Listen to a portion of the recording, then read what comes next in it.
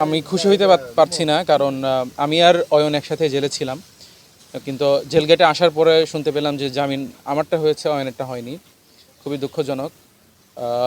কালকে যখন আমরা বিকাল 5টা পেরিয়ে গেল এবং পেরিয়ে যাওয়ার পরও যখনও অয়নকে কোর্টে প্রডিউস করা হলো না, তখন এটা যেটা মুসা ভাই বলছিলেন যে আন্তর্জাতিক আইনের পরিপন্থী, মানবাধিকার পরিপন্থী, সেটার বিপক্ষে আমি একটি সংবাদ সম্মেলনে ডাক দিই এবং ডাক দেওয়ার পরে সেখান থেকে আমি সংবাদ সম্মেলন করতে গেলে সেখান থেকে পুলিশ আমাকে অ্যারেস্ট করে।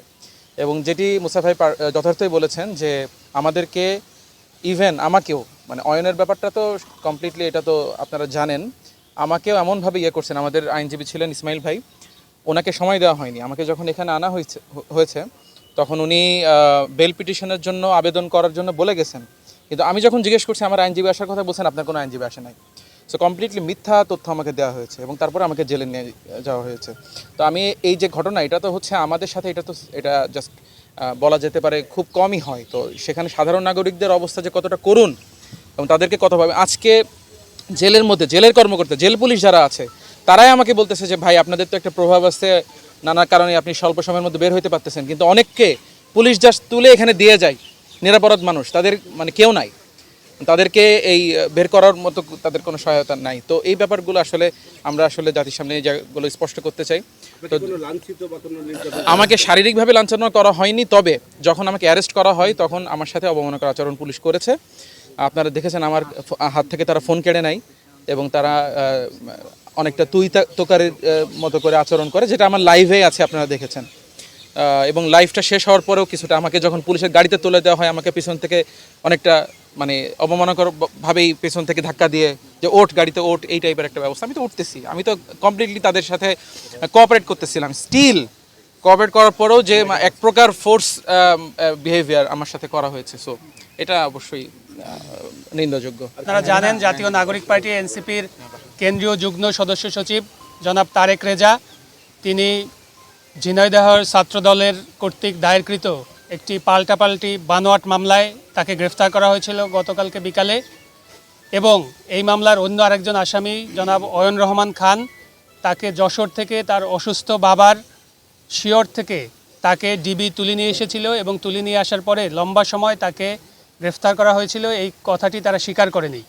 এবং গতকালকে আমরা যেটা দেখেছি খুবই অবাক করা ব্যাপার, এবং আন্তর্জাতিক হিউম্যান রাইটস আইনের পরিপন্থী এবং দেশীয় আইনের পরিপন্থী হিসেবে আমরা দেখেছি জনাব অয়ন রহমান খানকে যে সময়টাতে এবং যে প্রক্রিয়ায় আদালতে উপস্থাপন করা হয়েছিল ম্যাজিস্ট্রেটের কাছে, এবং একইভাবে জনাব তারেক রেজাকে যে সময়ে এবং যে প্রক্রিয়ায় ম্যাজিস্ট্রেটের কাছে উপস্থাপন করা হয়েছে, সেটি এমনভাবে ডিজাইন করা হয়েছে যাতে ওই সময়ে তিনি কোনো আইনজীবী তাকে রিপ্রেজেন্ট করতে না পারেন। এটির আমরা নিন্দা জানাচ্ছি, যে কারণে গতকালকেই আমাদের আইনজীবী যারা এখানে নিয়োজিত ছিলেন তারা জনাব তারেক রেজা এবং জনাব অয়ন রহমান খান তাদের পক্ষে জামিনের আবেদন করতে পারেননি।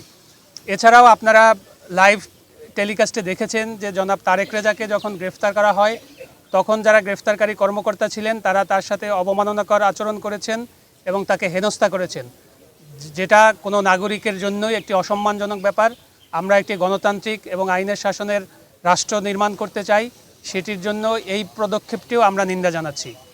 এরপরে এই দুইজনের জন্যই, জনাব তারেক রেজা এবং জনাব অয়ন রহমান খান দুজনের জন্যই আজকে আমরা ম্যাজিস্ট্রেটের বরাবর তাদের জামিনের জন্য আবেদন করি, এবং শুনানি অনুষ্ঠিত হওয়ার পর বিজ্ঞ ম্যাজিস্ট্রেট শুধুমাত্র জনাব তারেক রেজার জামিনটি মঞ্জুর করেন এবং জনাব অয়ন রহমান খানের জামিনের আবেদনটি নামঞ্জুর করেন। আপনাদের আরও একটি তথ্য জানিয়ে রাখতে চাই, এই মামলায় আরও একজন আসামি জনাব আশিক, তাকেও আমরা জানতে পেরেছি, তাকেও গ্রেফতার করা হয়েছে ইতিমধ্যে, কিন্তু তাকে এখনও পর্যন্ত বিজ্ঞ আদালতে ম্যাজিস্ট্রেটের কাছে উপস্থাপন করা হয়নি। তা আমরা এটিও আশ্বস্ত করছি যে আমরা আশাবাদ রাখছি যে গতকালকে যে ঘটনাগুলো ঘটেছে জনাব তারেক রেজা এবং অয়ন রহমান খানের ক্ষেত্রে, যে প্রোডাকশনের সময় তাদেরকে আইনজীবী বঞ্চিত করা হয়েছে, এটি যেন না হয়।